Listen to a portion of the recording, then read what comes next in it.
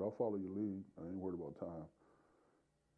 Not at all. We're just gonna cruise on this one. All right. I'm getting ready to start. I'm gonna put the camera on you. Mm-hmm. Here we go.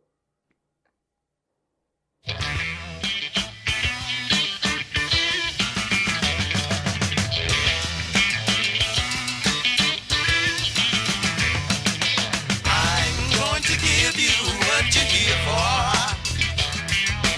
I've got the means to take you there.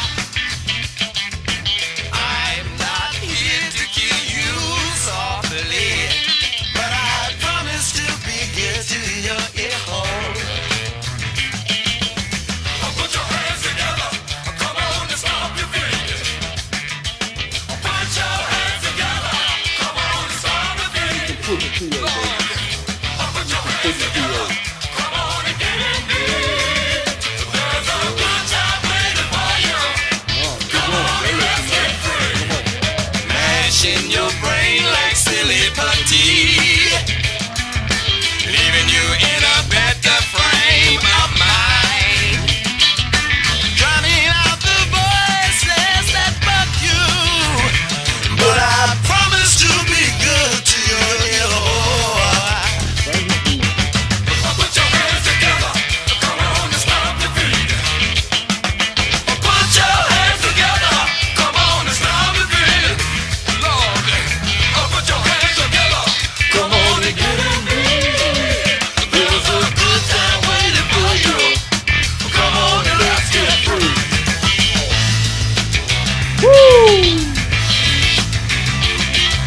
Woo! Woo-hoo! Is that smoking? Matter of fact, you know what? Start it over for me. Hey, folks out there who just tuning in, I'm just getting the word out for y'all to tune in to Rolling Bubba Grimes live. Good to your ear hole. Come on, Frank. Yeah. I'm going to give you what you're here for. I've got the means to take you there. I'm not here to kill you softly, but I promise to be good to your ear hole. Let me take you there. Put your hands together, come on and stomp your feet. Put your hands together, come on and stomp your feet. Lord, put your hands together, come on and get in deep. There's a good time waiting for you. Come on and let's get free. Mashing your brain like silly putty, leaving you in a better frame of mind. Drowning out the voices that bug you, but I promise to be good to your ear hole. Put your hands together, come on and stomp your feet. Put your hands together, come on and stomp your feet. Lord, put your hands together, come on and get in deep. There's a good time waiting for you.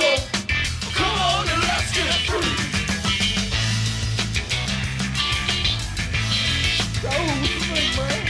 Love it. I love it. This break right here. Is that smoking? Yeah, I'm a fan for that. That could be my theme song, right? You come on with this, you a bad man with this, boy. It's fat. I wonder what this whole album sound like. Oh, yeah. You sound like Alice in my fantasy. Gotta breathe indeed.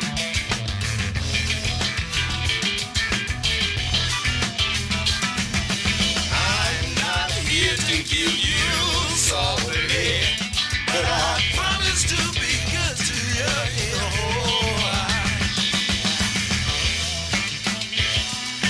Now, this is just from together. You got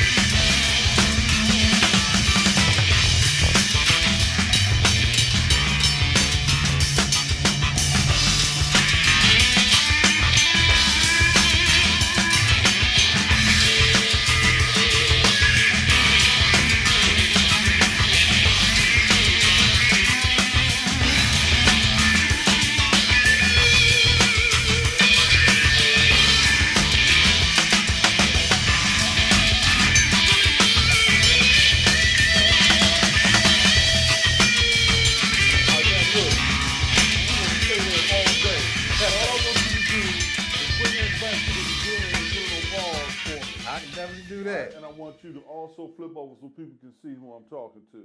All right. Let me pause this thing real quick. They put their foot in it. Right, and we're going to talk about that. It's going to be a topic of our conversation today. Yes, indeed. All right, so every once in a while, I'm going to tell you, hit it, and you're going to run a 30-second clip of it, and then we're going to go back and we're going to have a conversation.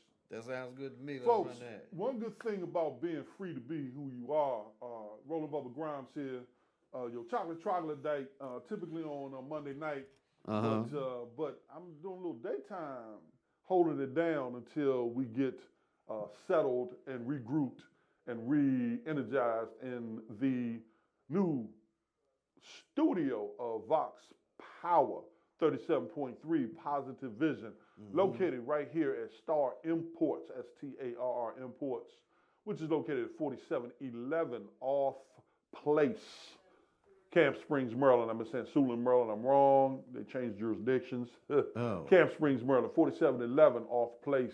Did they change all the signs? Because it still says Suitland out there on the belt. Yeah, you know how it rolls, right? Yeah. Right. So Forestville is now called something like I don't know what the heck, Westphalia.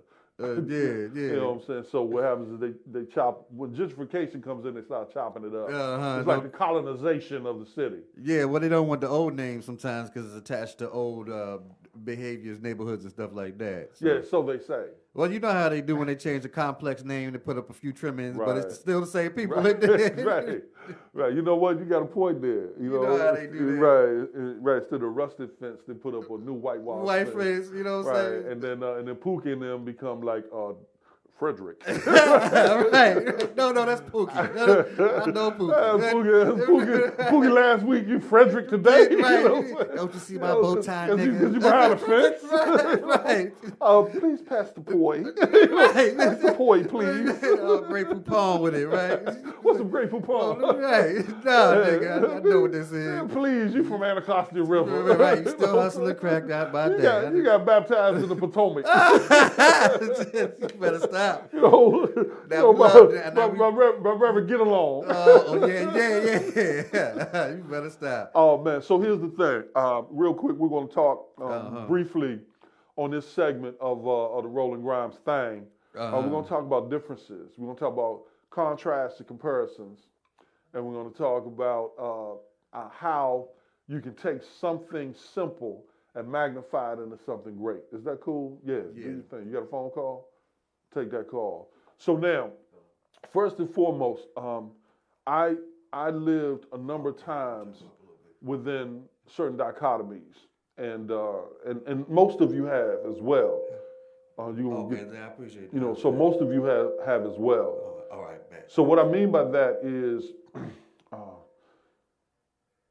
I often had to have the soul of a brother, but the finesse of another or the other. So when I was growing up, this guy named Prince hit the music scene, and we didn't know, it's called Soft and Wet. We didn't know what to do with that, where I was at. We just didn't know, because this was a whole different kind of sound. And we sort of defined that man. Is that like Quiet Storm? No, Soft and Wet was one of his first jams. And, okay. And we get a chance if it's still up there, I'll let you. You talking about the artist formerly known as? Yeah. Okay, Prince. all right. And what happened was when he first hit the scene, those of us who were playing ball together at Manning, we didn't really know how to take him. Yeah. And then when we saw him, you know, on the screen. You saw the girls dancing to him. Yeah, but you know, we had so many girls in D.C., we had to pay attention. You didn't want to pay attention? Oh, they were finer. The D.C. women were finer than anything they got from Minneapolis or Hollywood. Mm-hmm. You know, so where we were at, we was trying to figure out, was he black or was he white? Right. So was he man or woman? That came later. You know, so the dichotomy was a guy like Prince was too black for the white folks and too white for the black folks. Yeah. And I found a similar phenomenon with Funkadelic. Funkadelic was too white for the black folks and too black for the white folks. Yeah. Now ask me why. Why is that? For them, it was because they came from R&B doo-wop roots. Mm-hmm. George Clinton came through Motown. Oh, So okay. he had that R&B, he had that doo-wop, which was a black thing. Yeah. He already had that in his repertoire with Grady Thomas, Grady Thomas, Calvin, Simon, Fuzzy Haskins, and Ray Davis with George Clinton. They had the doo-wop, Yeah. and they had the rhythm and blues. I didn't know he did doo-wop. Started out with that. Oh, you didn't know? No, you wouldn't know by the way he looked. Oh, there. you didn't know? No, I got to look that up. I got to look some old George Clinton. Oh, up when he Shaw, did Shaw. doo-wop. So Shaw. Yes, I sir. think there gonna be some things today that you and some other people gonna learn. Let's take it down memory lane. Yes, All I right, want to so learn something. you know what? I didn't see this coming, brother, but you did Well, tell me to free my mind, right? I watched what I watched the other day. It was the story, James Brown story. It was another movie. Unsung or something? No, well, it was like an unsung. Oh, you talking about the movie? It wasn't that movie. It Okay. wasn't the James Brown movie that just came out, but it was another one on Netflix that's out now. Okay. And they had Bootsy Collins. It's more like a documentary Yeah. about Bootsy was playing the bass with And, him. but yeah, they came up with Bootsy, so I didn't know Bootsy had started there. You know Mm-hmm. what I'm saying? And I was interested in how he branched out from there. Because to be part of James Brown band, you had to be, you had to do it on the one, and you had to be good. You know what I mean? Man, that's wonderful. So look, Yeah. part of our discussion and conversation today, and you can call in 240-719-2560, 240, you can't see the number now, 240-719-2560. Oh, okay. No, that's okay. Keep it Yeah. there. I'll just say it again, 240-719-2560. We're talking about contrast, comparisons, differences, and similarities. And But it's all related. It's all related. and that's in the final analysis, there's a nuclei. There's a nuclei for everything. That's right. And that nuclei was put together by a creator that makes us all from the one. From the one. That's right. So it didn't matter whether you were born, if God birthed you in Africa, Asia, Europe, or over here in what is now known as North America. Yeah. It didn't matter Yeah. because the nuclei was the same. We all came from that one. That one established, according to scripture, the Bible that I read, established its civilization in what we now know as Africa. That's right. That's right. So if we all, not if, Because we trail from the one established it all in Africa. that was the source. And then there was a special northern western part of Africa that was kitty corner to what is now known as Europe and Asia. Yeah. And then later it was termed the Middle East. Yeah. That came later. Exactly. But it was Africa. Right. And what happens is we want to, for our own empowerment, disconnect from something that makes us feel powerless. So rather than all folks say we originate from Africa, you have folks that do not want to identify with the African continent Right. because it feels it strips them of their perceptual power. Yeah. Yeah. So we were talking offline earlier and we were saying, how is it that one owner, Jerry Jones, is more powerful than 50 players? That he can tell them you can't kneel and you can't stand till I say so. Well, don't he have more people waiting to get in those ranks and break that picket line? So that's one way he has more power. Yeah. It's not his power, it's the powerlessness of the players because they know they can be easily replaced. Right. So it's not that Jerry Jones has a lot of power, it's that his players have no power. Oh, okay, okay.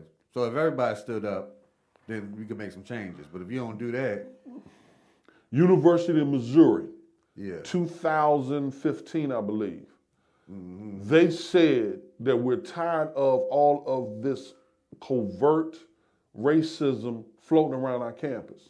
And we're tired of the fact that the president of the university is not addressing it. Yeah. So the entire black contingent of the Missouri University football team Oh, shucks. decided not to play Yeah, yeah. that weekend against Brigham Young.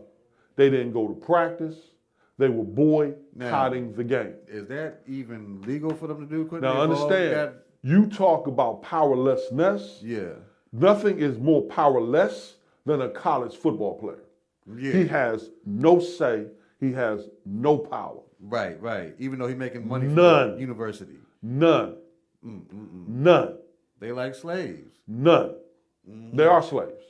basically. Right. It's written into the law that they can't make money. It's written into nobody's law.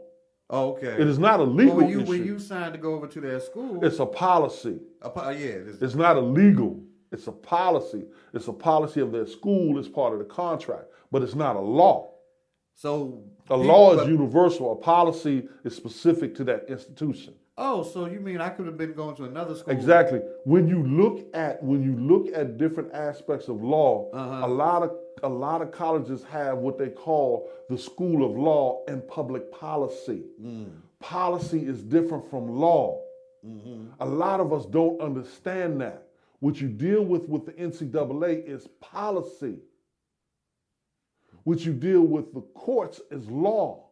Okay. You can challenge policy in the court of law.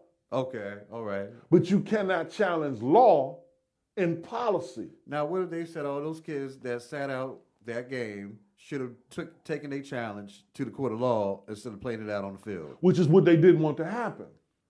So what the institution could have done is said, if you don't play, we're going to take your scholarships. Right, right. But then those players would have gotten representation, and then it would have went into the court of law. And they don't think they would have won there? It didn't matter if you won. You lose. The moment that an NCAA power institution allows a bunch of black football players to take them to court, they've lost. Oh, wow. Why that's that precedence? Because now the power is out of their hands. The decision will be made by the court. Oh, okay. See, the whole thing behind the NCAA and major college sports is to make sure that they are the judge, the jury, and the executioner. All at the same time. The moment you take them to court, now there's another jury, there's another judge, and there's another executioner.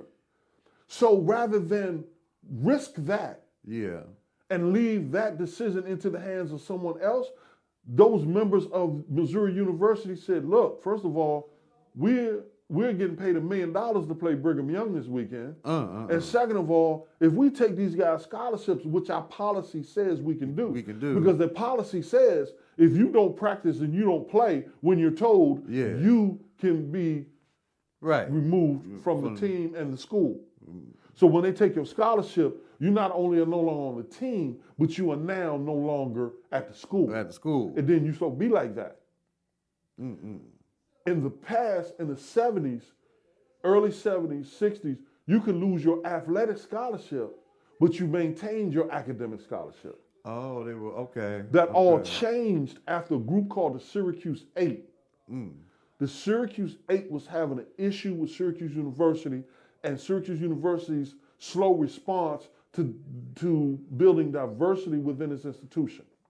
Cornell University had an African American Studies department. The football players at Syracuse, Greg Allen, John Lobbin, and people like that said, well, if they can have one, why can't we have one? And why do we have to live in segregated quarters? And why is it that we go to the cafeteria and it's segregated? You know, et cetera. So they said, look, and they went to Ben Schwartzwalder, the football coach, and they said, look, you know, we need to address these things. And the black ball players are being treated differently than the white ball players outside of athletic arena. We can't go into the places that our white players can go into and be treated the same.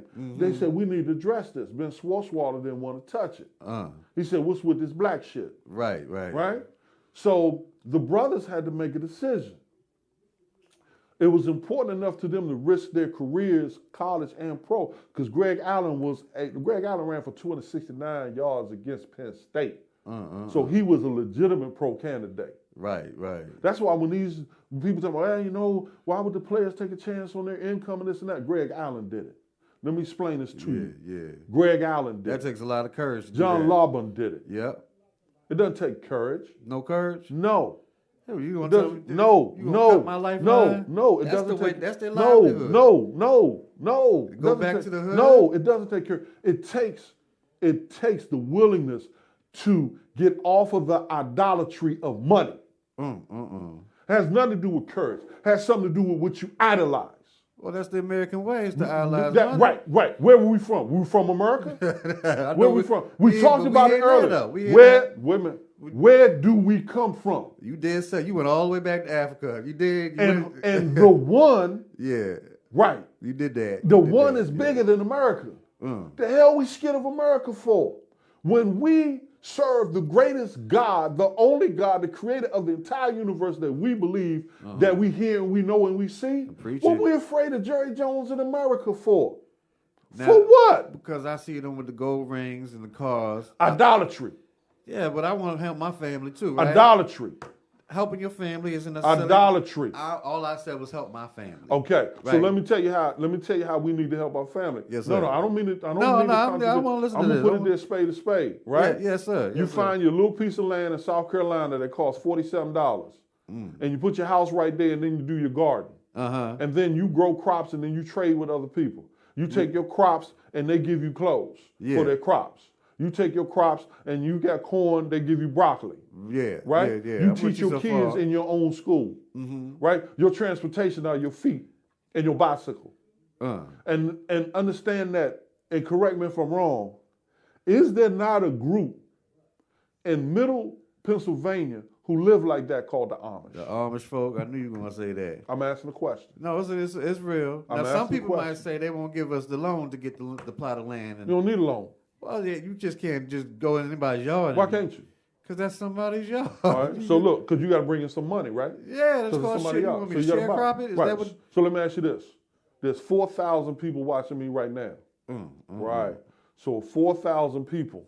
I'm all taking put a fundraiser. You know where I'm going. You know where I'm Everybody going. put in a dime. 10 times 4,000 is 40,000. 100 times 4,000 is 400,000. Yeah. How much land can we buy in South Carolina with 400,000? Well, somebody told me if we get the money up, it's gonna go back to the Cadillac dealership. So there's a disconnect somewhere. But look, in there. we work at a Cadillac dealership. Look, So look, look. there's nothing wrong. Yeah, There's yeah. nothing wrong. But isn't that a symptom of consumerism again? No. Right? No. Because when we get the money, but it's spent right out. No, we no, don't have no. nothing for No, retirement. no. Nothing to pass on to our children. It is only a symptom of consumerism if that is our only transaction, our only drive. Okay. If I am, and if it's all right with you, can I be candid with you?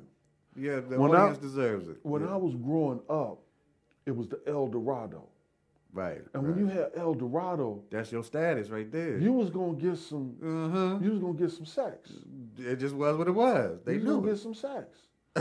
So it didn't matter about X, Y, and Z. Yeah. Your primary attainment was the El Dorado. Because the El Dorado opened up social doors that got you Right. laid, even if you look like buckwheat. Right. Because they wasn't making love to you, they was making love to the car. To the car and They the was making love to concept. your status. Yeah. You see what I'm saying? I was all right with that. Right. I know you was. I'm good with that. But again, Yeah. this is who you was. Yeah. This is who we got to become. We can't stay what we was. No, we can't. do that. We can no longer continue to chase idols and expect to live.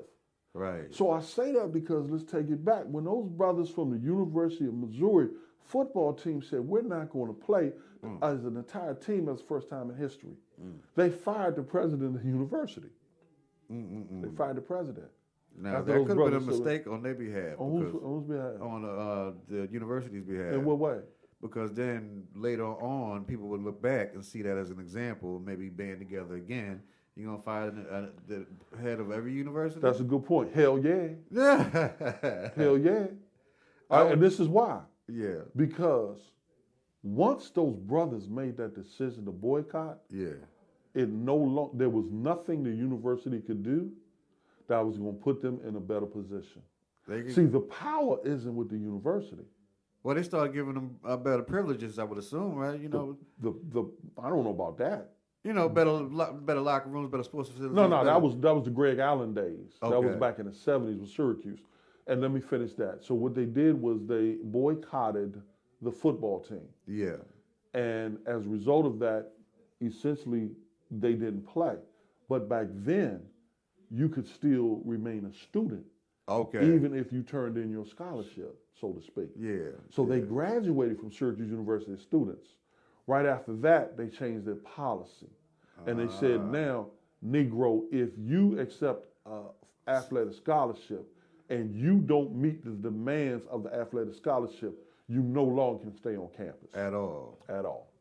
And that was the first change. That's where we lost our ability to leverage because we could still get our degree, but not have to continue to play ball. Right. Once they changed that policy, it took away our leverage. So fast forward to today, where we at now with the state of the universities and the college athletes. Do you agree that it's needs a some plantation. improvement? It's a plantation, right? So how do we get out of that? Do they have to go to legal litigation and lose their ability to go to school, and study and their livelihood? You can't get out of it. And this is why. And everyone, do me a favor, go to Facebook, go to whatever, put in voxwave.com, www.voxwave.com. I'm going to give you about 90 seconds. Share this with as many people as you can, because I'm about to tell you something that's going to blow the cobwebs out your mind. Now, having said that, instead of good to your ear hole, I'm going to ask my brother to do me a favor. I want you to go to a song called Children of Production. That's still funkadelic, right? That's Parliament. That's Parliament. And then you asked me what's the difference. Yeah, I did want to know that. So as you do that, the difference is Parliament started out as a doo-wop R&B group. They were five. Shady Grady Thomas, Calvin Simon, Ray Davis, Clarence Fuzzy Haskins, and George Chief Cokehead. You mean like singing on the quarter doo-wop group? George Chief Cokehead Clinton. That was. No matter of fact, you know what? Before we go to Children of Production, let me switch you to a jam called I Wanna Testify by Parliament. I Wanna, W-A-N-N-A, Testify. Parliament. I know I heard that sample somewhere. Well, not sample. The Temptations and the Jackson 5 redid it. Oh, did they? Remember, George worked for Motown. Okay. Right. I didn't know that. So that's now, where he came in. Right. So here is Parliament, the doo-wop group, before they merged with Funkadelic, the rock and roll group. Okay. Go ahead.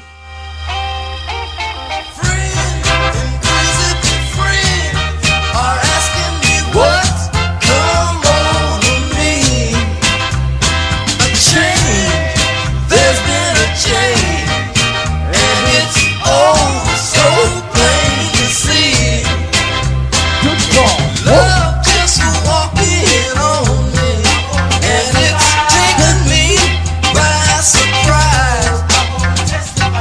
Happiness around me, you can see it in my eyes. Now it was just a little while ago, my life was incomplete. I was down so doggone low. Look up at my feet, and don't you know that I just wanna testify what your love has done for me. Everybody say, oh girl, wanna testify what your love has done for me. Hear me now, ooh, luscious. Sure been delicious to me. Hear me now, ooh, luscious. Sure been delicious to me. Once I was a hollow man, in which a lonely heart did dwell.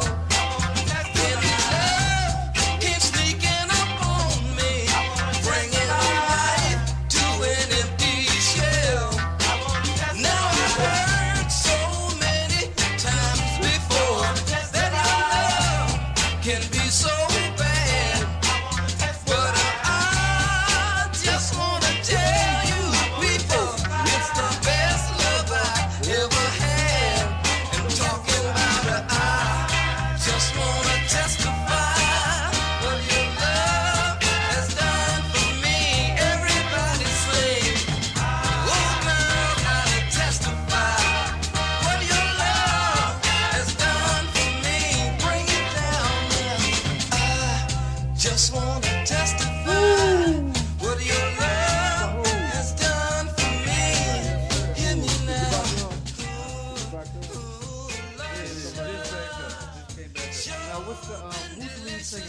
George Clinton. That's George Clinton singing. Cause you hear him holler a lot, but you don't hear him sing like George that. Clinton. That fool can sing. That was all right. I didn't expect that out of George Clinton. So now there was a doo-wop group, R&B. And doo-wop R&B, you know, to some degree was too black for white folks. So somewhere, again, let's go back to the one. And I'm scrambling, but I'm going to do my best to bring it all together. And if I fail, charge it to my head, not my heart. Well, we just throw a song on and have some fun anyway. So let's go back, and let's go back. First of all, the creator is the one. Do we have an agreement there? That's right. The one established territory in what is known as Africa now. Do we have agreement there? That's right. So every one of us who live and have ever lived originated in the territory that we now know as Africa. That's right. The origins, yeah. Exactly. So now, based on the shade of your skin, somewhere along the way, we as one people decided that because our hair was different, our complexion was different, that God decided that he was going to create us in various colors, shapes, sizes, and tones. Yeah, well, you know who started that shit. What? Who? Them white folks. Can I say that? Yeah, Can I say it like that? They took that, what we call the European. Yeah. Took that and decided to use it as a wedge way to gain power. Yeah. So took the dark and the light and pit them said, against each something other. Wrong with you. Exactly. This didn't just happen in Willie Lynch. Right. This happened somewhere along the way, many, many years ago, after God decided to bring us in as different colors, different dialect, different tones, different hair texture. And phenotypes are different and all of that. Exactly. Once God made that decision, we began to decide, you know what, we're not going to function as if we're from a one. We're going to start breaking this up, and we're going to create different variations of the one. We're going to do a Buddha, and we're going to do a this, and we're Buddha going to do was black that, too, and we're going to do that, right? Yeah. Right. I mean, but you get my point. Yeah. So what happens is then all of a sudden now you got these divisions of religion, divisions of color, divisions of hair texture. Yeah. Now it becomes real easy for the beast that roams the field to use his devices to turn you into a murderer of your own brother. Right. Because when you murder him, you no longer see him as you. You are a white police officer shooting a black man. You don't see him as being the same DNA or the same blood or the same origin as you. Right. The beast has confounded you as a white man with a badge into thinking that you're shooting that black man because he's a other. Yeah. When in essence, he all came from the one. Right. And sometime soon, God is going to correct that. I guarantee you. And people think that Jesus is going to come back before it gets corrected. I'm here to tell you it's going to get corrected before Jesus comes back. Well, you could only squeeze the population, but so much. Exactly. So what happens is evolution,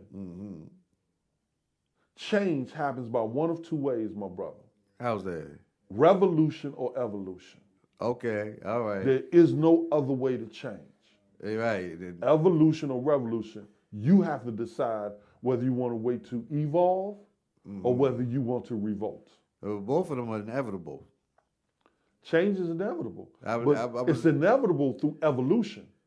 Change is no. It can be. I was listening to they were talking about Nat Turner. There you go. It didn't work for him. Right, it didn't work. That means it's not inevitable. But what about the Tsar and the revolutions in, let's say, Europe, France and all that? They came and cut them heads off of them kings and queens. Did it work? That was revolution. Did it work? They have a monarchy with no power now. Did it work? So I would say it changed, it revolutionized. I'm saying it could have worked. Did it work? Yes. Okay. Yes. So it worked. So what happens is Revolution does not guarantee you change vis-a-vis Nat Turner. Oh, okay. Oh, okay. Revolution may lead to change vis-a-vis the French Revolution. Yeah. It may, but it doesn't guarantee you. Doesn't guarantee it. Evolution guarantees you. You're going to change. You're going to change. Evolution guarantees change. So even when Martin Luther King was coming along, there were brothers and sisters telling him, Martin, it's not time to try to do this civil rights thing. Right. We have to continue to evolve. We get better amongst ourselves. No, that wasn't what they were saying. They weren't saying, look, we take care of our own community. No, hell no. They weren't saying that. The people that were opposed to Martin Luther King making his move at that time wanted to give the species time to evolve. They were like, at some point, white folks will come to the recognition in the South that we are human. Well, they ain't. At some point, this is what they were saying to Martin. Till 200 years, they ain't come to that decision yet. And that's what Martin said. Like, look, we got to move this ball. We're going to do this in my lifetime. Yeah. And then y'all going to charge me with being arrogant. That's cool. Uh-huh. But we're going to do this in my lifetime because this is the dream that God gave me. Right. He didn't give it to y'all. Right. So I'm going to be obedient. Right. Regardless if it costs me your friendship. And he said that, paraphrasing, that we cannot allow ourselves to wait for evolution. Mm-hmm. We have to create a revolution. And he said, and you know what? I think I can do it nonviolently. Yeah. The only problem is it was only nonviolent on one side of the equation. Uh-huh. It was black folks were nonviolent. Right. The folks that were coming up against them, they were violent. Right. So even when they talk about Colin Kaepernick and the whole protesting thing, Tommy Smith, Juan Carlos, etc., and they said, well, you really shouldn't, you should protest like Martin Luther King did. Well, Martin Luther King, for all his protesting, which was the right way to protest. That was radical back in the day for what it was, too. Well, it would be radical if you did it today. Yeah. Because it's only radical because dark-skinned Africans are the one leading the protest. Any protest that we lead is considered radical because as the beast roams the earth, the beast confounds the minds of everybody listening, and the folks who don't look like us think that, wow, that right there, that's a terrorist act. Yeah. That these Negroes have decided to assemble themselves and make change. That's terrorism because the beast has confounded their thinking. Right, right. They don't even know. The beast has confounded our thinking because we see each other as terrorists. Yeah, yeah. So we're quick to shoot each other. Oh, yeah. So the beast is working on both sides of the table. A chess match, the beast is working on the white side, the beast is working on the black side. The only way that you can actually overcome the impact of the beast is you have to align yourself with the one. It's the only way to do that. Remove yourself from that game. Exactly. Now, let's take the next step. When you asked about NCAA and plantation. Yeah. And I said, it can never change. And you said, why? I said, because it can't. And you said, why? And I said, because this. Just like in business, people, when they created the MLMs, the multi-level marketing, everybody said, man, I ain't getting involved with no pyramid scheme. Yeah. I ain't getting involved with no pyramid business, right? Yeah. Let me ask you a question. Give me the name of any major corporation that comes to your mind right now. Nestle. Nestle has a CEO. Yeah. Board of directors. COO. CFO. Executive management. Yeah. Middle level management. Lower level management. Okay. What did I just construct for you? Look like a pyramid. Exactly. They doing pretty good with their pyramid. Exactly. When you go to Egypt and you look at, what do you see? A pyramid. Right.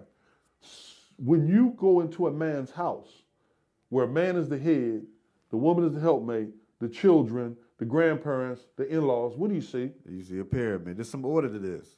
Okay. I hope you sent this out to other people because you're not going to hear this anyplace else. A pyramid and a plantation are the same damn thing. You cannot build anything without it being either pyramid or plantation. You can ask your 4-year-old daughter and she'll tell you, yeah, I'm on a plantation. I got no power. I can't go to bed when I want. I can't eat ice cream for breakfast. This is a plantation, right? And what's happening now? In America, people are suing their parents That's ridiculous. trying to get free from their parents. That is ridiculous. Because they say that I'm in a slave. You know why? Because I have a personal story with this, and I'm not gonna go too deep into it. But there was a judge once that told my daughter, who was 16 and a half at the time, well, you can come and go as you please. You know, you almost an adult. And I wanted to rise up and out my body and strangle that judge, you know. But it occurred to me that I was playing in a different board. I can't do that there. But I saw how usurping my power, my authority, could, and any father's authority, would break up the family. You know what I mean? And that to me was so unfair. But it was larger than just how I felt it came off to me. It was like that's a purpose plan to try to break apart, you know what I'm saying, a family and the power structure and the order, the natural order of things. So purpose, plan, procedure, power, pyramid, plantation. Those are the things you just said. Purpose, plan, procedure, power, pyramid, plantation. Yeah. That natural order was usurped, was taken out, which didn't make no sense. So there's got to be an order to this. You know what I mean? And the order is always a plantation and a pyramid. That was God's design. Yeah. Period. Well, they say men are sheep, you know, and a lot of us just... No, sheep are men. What do you mean by that? They said men are sheep. Follow the pack, the herd, the lead, the blah, blah, blah. Yeah. Right. What they said is a confounded beast reversal. Sheep are men. Sheep function according to the same design that God had for mankind. Yeah. It's not that mankind reflects sheep. Sheep reflect mankind. Okay. See, the animals, people often say, you know, if you're a player, you're a dog. Yeah. No, a dog is a player. Yeah. See, the power source is mankind. Even if God created the animals first, He gave us the power, dominion over exactly, all of that. So we don't replicate animal behavior.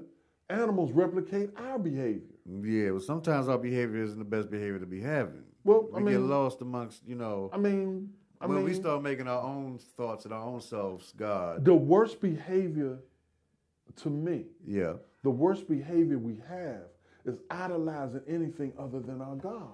Right. There is no other behavior, including that money and that prestige. Because why did Cain kill Abel? Why did he do that? Well, Cain killed Abel. He was out jealous. of jealousy. He was jealous. Idolatry and jealousy is the root of every problem in mankind's history. And that's because idolatry and jealousy divide you and separate you from the one that created you. Yeah. Idolatry and jealousy are the two primary power moves of the beast. Right. They are the two things that from the Ten Commandments on, God said, don't you do this. Put nothing else before me. But if you fast forward into today's world, that's what it's all, in today's Americanized, Eurocentric world, that's what it's all about. Right. And that's why the civilization is going to be wiped out. America is going to be wiped out. I hope I get my BMW first. Can I? Stupid. America's civilization, as we know it now, is going to be wiped out. It can't last forever. I see that. Well, nothing lasts forever. But just in the way, I mean, you look at the way it's going to be wiped out. Yeah. Not evolution means nothing lasts forever. Mother Nature. Yeah. And Father Time, but most especially Mother Nature, means we're gonna wipe you from the face of the earth. Yeah. Eventually. See, or we can evolve into some intergalactic space beings. That's what we're gonna do. Okay. Yeah. Interstellar beings. Right? Let me know how that works out for you. Elon Musk. Let me know how that works out for you. Hey, we gotta start somewhere. So the creator. Yeah. Now go with me there. Yes, the sir. Creator of all things, who put you in Africa to rule the earth, is going to allow you to leave the earth that he built for you. Well, if he made me in his image. And live in cosmic slop. If he made me in his image, why am I not destined to behold all of that eventually? Maybe not on this side of the being. Right. So for those of you who don't get this, and I'm glad you brought that up, Nigga, you was made in my image, Yeah. but you were not tooled with my power. Oh, there's a separation. Let me ask you something. Yeah. Have you ever seen a football helmet? Yeah. Right. Chicago Bears, Carolina Panthers. Yeah. There's an image of a panther. Yeah. Whenever you look at any kind of advertising, there's an image of a panther. Yeah. NFL, ESPN, image of a panther. Yeah. Can that panther image score 1 touchdown? Not the image Right. itself. The image reflects the power, but the image does not have the power of the power. So we were created in God's image, Yeah. but we don't have God's power. So the panther symbol was created in the image of the panther, but the real panther is Cam Newton and the cats who have the power to take the field. Okay. Take the decal off the helmet and put it on the field and see how it works against the Kansas City Chiefs. Yeah. The difference between image and power. Because we were created in God's image, it doesn't mean that God gave us his power. So no, he's not going to let us leave this earth and live in Mars. I didn't take that to me literally when it was explained to me or told to me. I kind of took it as there's a higher self that we can achieve. You know what I mean? There's a better way of thinking, that's more aligned with the one, a better way of living, breathing. And I mean, it's got to be something better than capitalism. You know what I'm saying? No, capitalism was created also by the one. So capitalism was a form of trade and commerce. Everything that's created under the sun, the one allowed it to happen. So he created capitalism. He created mercantilism. He created the pyramid. He created the plantation. You guys say he created death and misery too then. Exactly. When you look at scripture, it says that God has the keys to heaven and hell. That when you go to hell, that God is going to be walking around hell with you. I saw that in scripture. Oh, did you know that? No, I thought that was the devil's domain. Google that later. Yeah. That God rules both heaven and hell. That God said, and if I'm wrong, nut will hit me. That God said, you are going to see me in heaven. Do you have it on? Do you have your Facebook Live on? No. That gives us some feedback because a lot of times the audience knows better than me. I'm just talking as a layman. No, I mean, but Google. Right, that's what they're going to do. Yeah, but I believe that there's a portion of scripture that says God rules heaven and hell, and that those who are in hell are going to look around and see God walking through hell. Because the devil doesn't rule hell. Well, if God's superior of everything, I would suppose that means hell too. They say he allowed the devil to test We us. don't even have to theorize. Is it in his word or is it not? If it's in his word that he rules heaven and hell, then he rules heaven and hell. That's right. We don't have to theorize that, well, if he's Let me all play- powerful and omnipotent, then I was going to play devil's advocate for a second. Okay, now, mind you, let me say this to you. Yes, sir. Be careful what you say, because you getting ready to play devil's advocate. I was going to ask some questions that somebody might be curious about. Right, so understand, the beast has confused us into thinking that's called devil's advocate. Should I put it another way? What you're going to do is you're going to contrast compare. Okay, I go for that. Contrast compare. I go for You that. ain't going to play devil's advocate. Well, that's what that means, but okay. No, I understand. Yeah. Right? But as we rise, Uh-huh. we Yeah. understand that when we invoke the beast's ideology into our behavior, Yeah. we have already summoned his angels to come into the room. I don't want to do that. I'm looking for We've summoned understanding. his angels to come into the room. Well, we ate from the tree of life, and now we know a lot more than we probably need to know. Okay. So now I'm going to ask these questions. Yes, sir. Because Adam done messed it up yet. Yes, sir. How do we know what we read in the scriptures is true? How can you understand? Is that a personal relationship and God just sits on your shoulder and you feel it in your bones? Mm-hmm. Or is it, we just going to have to follow like sheep just because he protected his word down through the lineage of generations? Or is it just, one man's idea and concepts and we just grab from that and apply it to our lives? Because they had the Council of Niso and all of that stuff, or whatever they say, 325 BC, and all those people represented in the council weren't necessarily all godly men. You know what I'm saying? So now they was doing some wicked stuff back then, and out of that, we still doing. So we get Easter and we get all sorts of pagan holidays wrapped up into Christianity. So some of us went the opposite direction. Okay. and said, well, I'm going to leave that alone altogether. Okay. I'm going to just get a spiritual relationship with God. You know what I'm saying? Mm-hmm. So at that point, it's hard to talk to those people and say, well, the scripture says. They say, no, your scripture says. Right. So, on that basis, Just a thought process, trying to work through, Slim, I don't comparing and contrast. You don't have to do a disclaimer. I work for a certain Christian gospel station. We're already together. Yeah, but you say that in some circles, you can't say that. They're gonna look at you like a heathen. That's all I'm saying. But mother phone how they live to you. We have to have this dialogue. Yeah. All right. So here's the thing. And they done did some heathen stuff back in the day too themselves. Here's the thing. They don't have to be here in our dialogue, and they don't have to invite us to theirs. And I said, I'm just speaking in love and good faith. So good disclaimer. All right. So now it goes like this. Yeah. Okay. 2 parts hydrogen, 1 part oxygen. It's called H2O. It looks like somebody calling in. Okay. They're gonna set us straight. No. Put them on.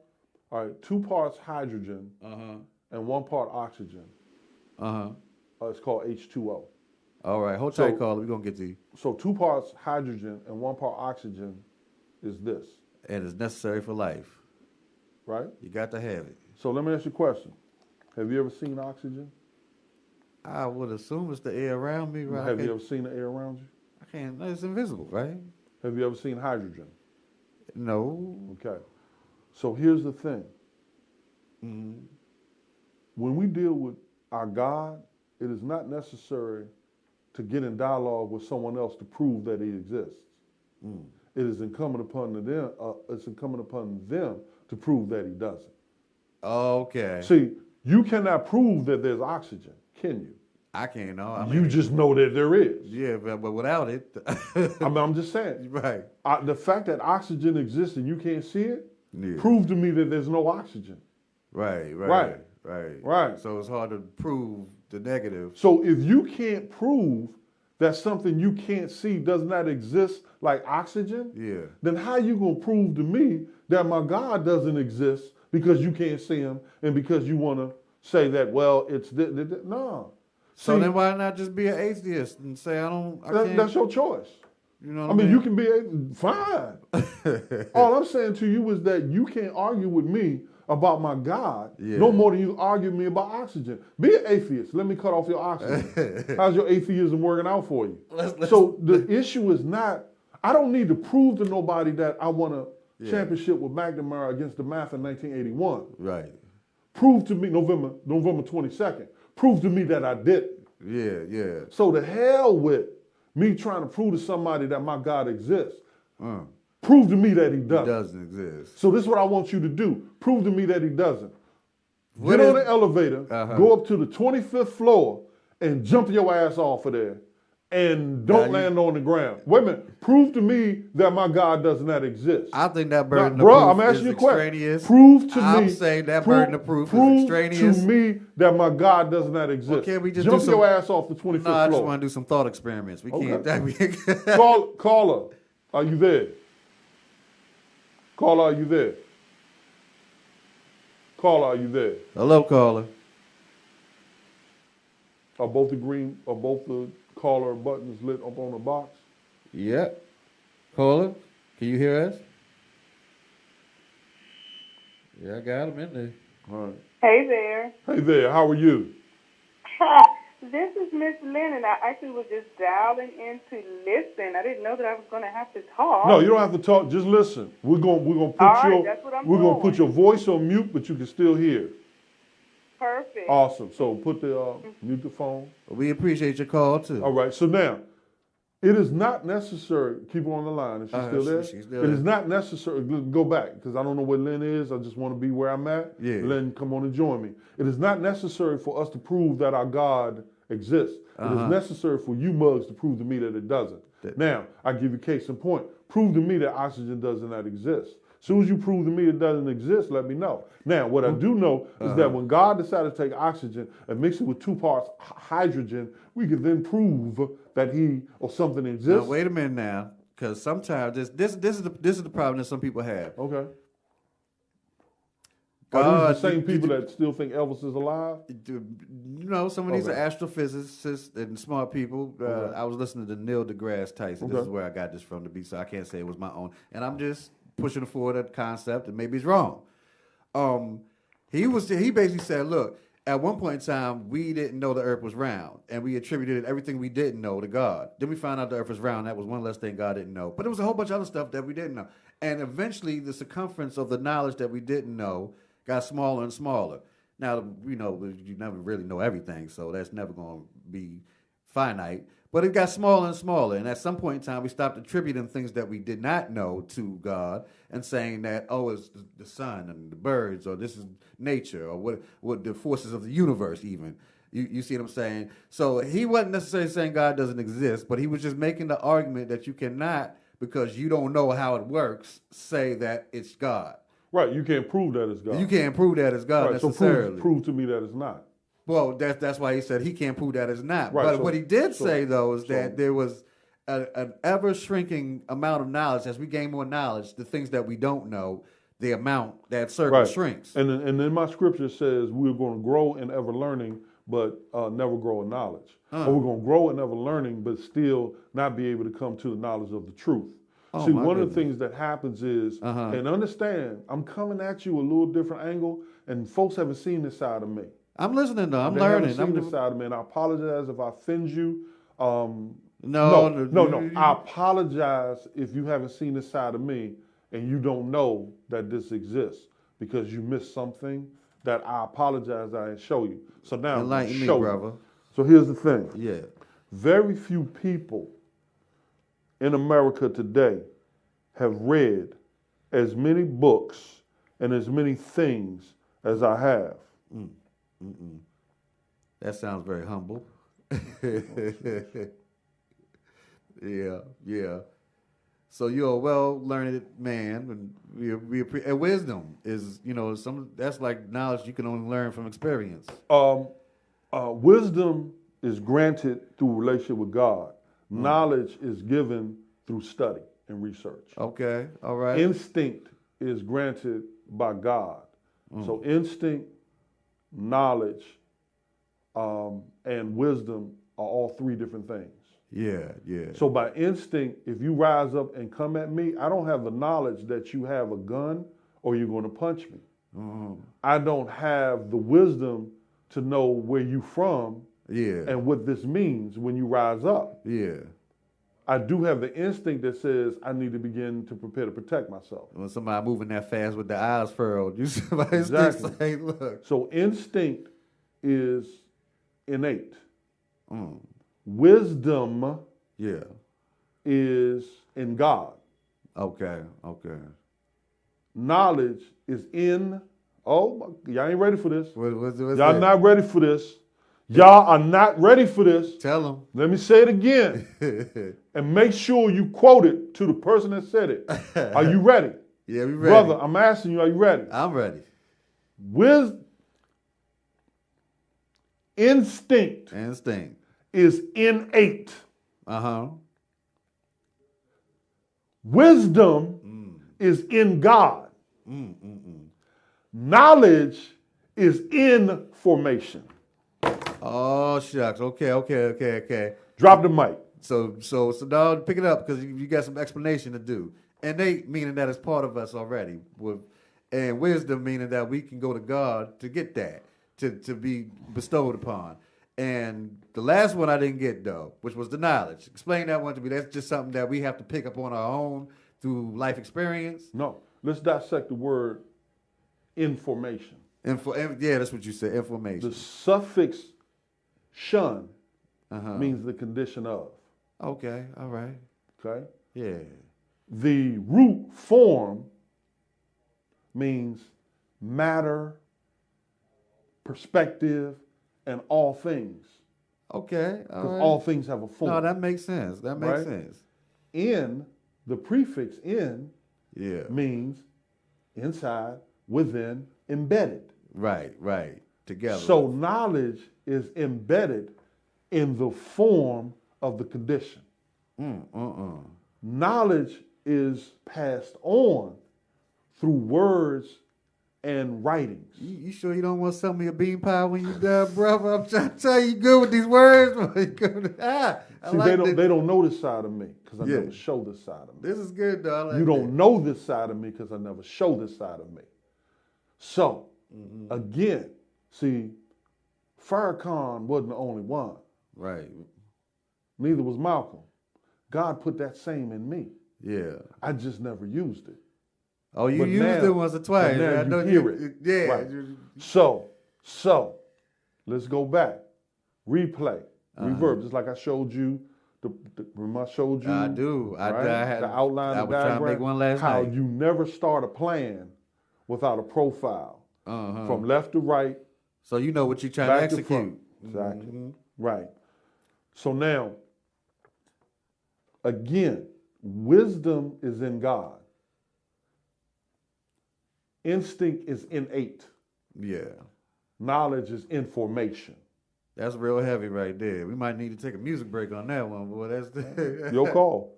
That's heavy right there. Plus, I want to hear the Children of Production. What is that about?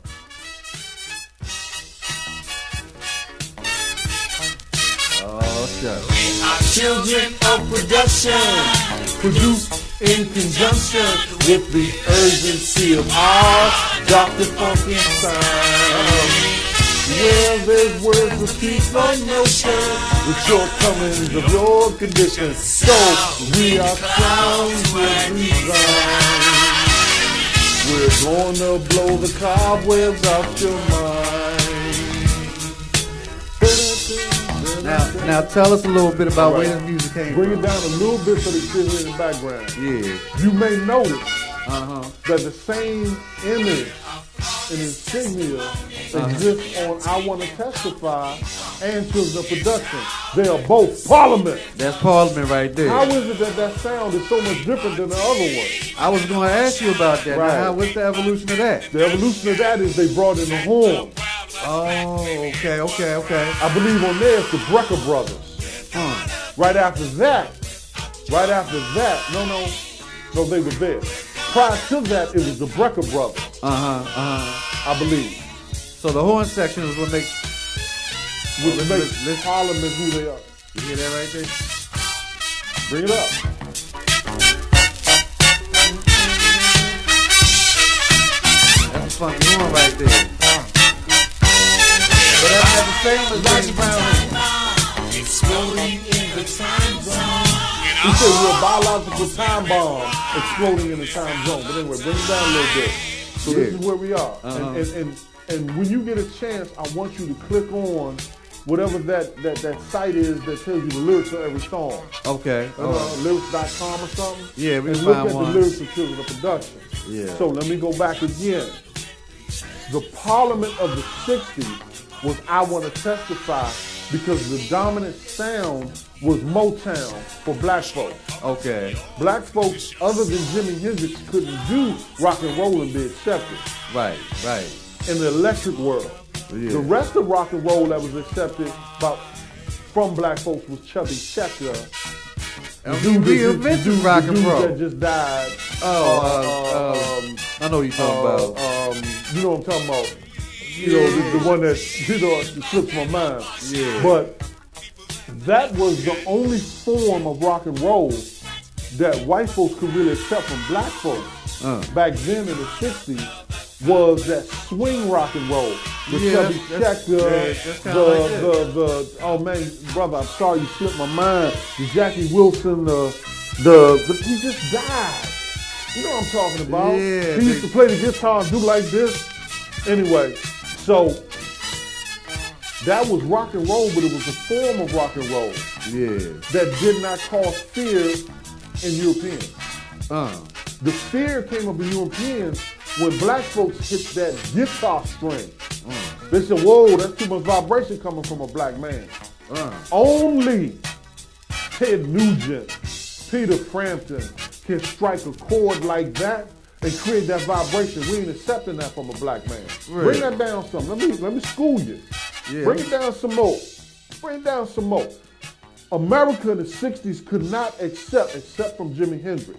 Yeah. That kind of stroke coming out of a black man scared the shit out of him. Jimmy had some good stuff too, Electric Again, Ladyland and they all only that. accepted it from Jimmy. That's right. Right. I'm here with the brother. People don't want to think no more, they just want to feel.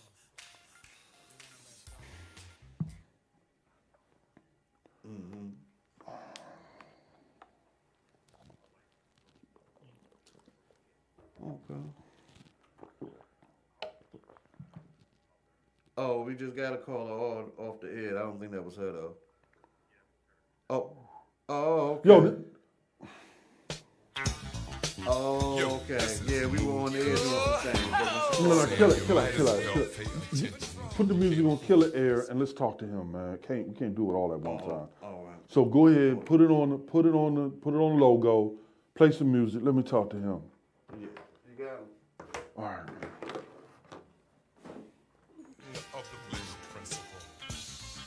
Oh, but we'll be pecking lightly, like a woodpecker with a headache. Because it's cheaper to funk than it is to pay What's up, attention. dude? You dig? You gotta take my mic off, man. Lo and behold, someone's fucking with mood control.